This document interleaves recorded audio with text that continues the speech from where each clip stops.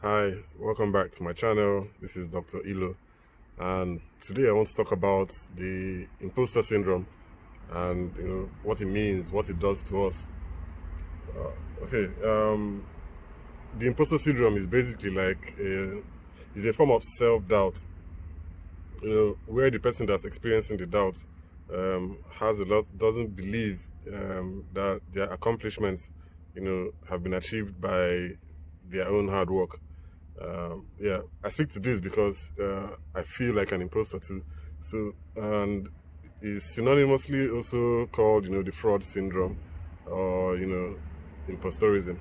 So, the person that has achieved something good or something great, believes that they're not that they didn't achieve it through their own hard work and their knowledge.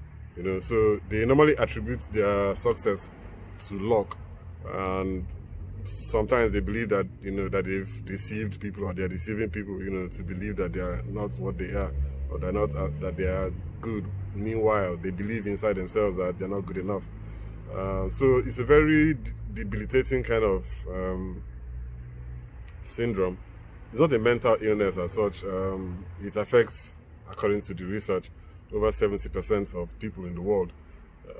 Yeah, and it's more predominant in people that have achieved things, people that are high achievers, or even just um, people that have achieved something that they feel is above, what what they are worthy of.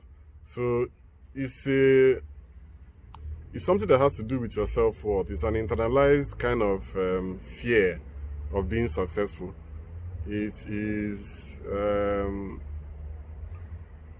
it's paralyzing, to tell you the truth. I Even though you have evidence, externally, that you are worthy. Let's say someone like, okay, I can just give an example because I'm almost like I'm in academia in a way.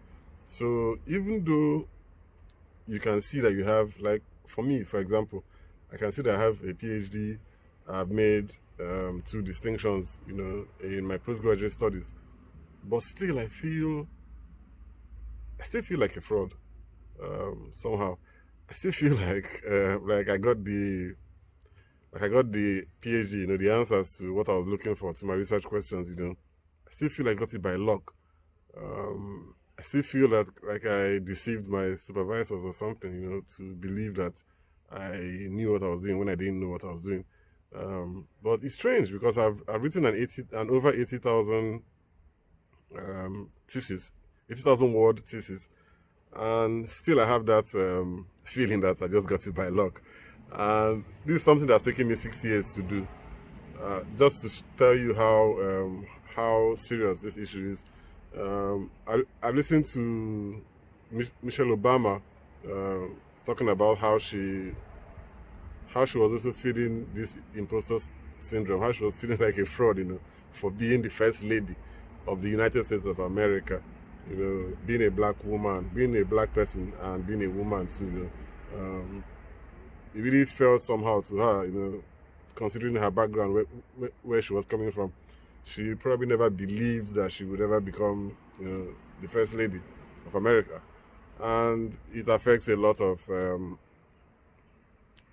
highly successful people too. So, how do we deal with this? Like, what can we do, to overcome this challenge?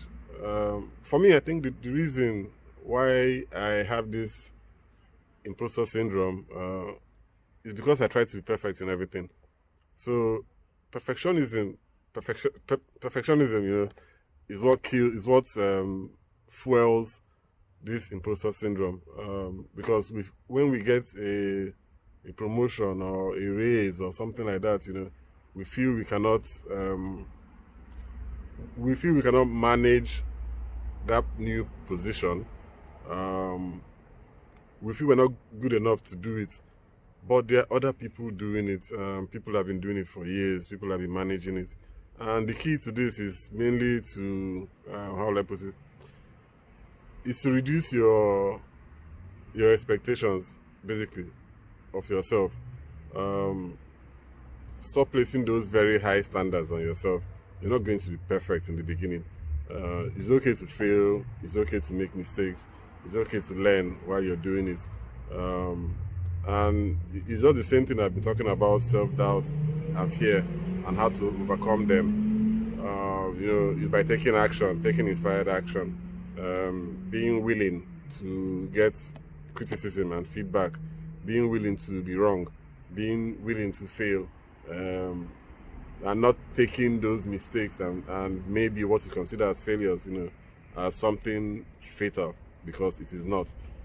So if you have that imposter syndrome, it can be debilitating in a way that causes us to self-sabotage, which means you will get opportunities, good opportunities to progress or advance in your career. And when you get there, if you carry the imposter syndrome there, you're going to self-sabotage again, and until you come back to the place where you feel comfortable, until you shrink back to your comfort zone.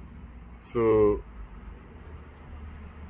to conquer this, we need to be ready. We need to have the courage, to believe in what we know. We need to have the courage to innovate. We need to have the courage to believe in our ideas. We need to have the courage, to believe in ourselves. So it has to do with courage. And what does courage take?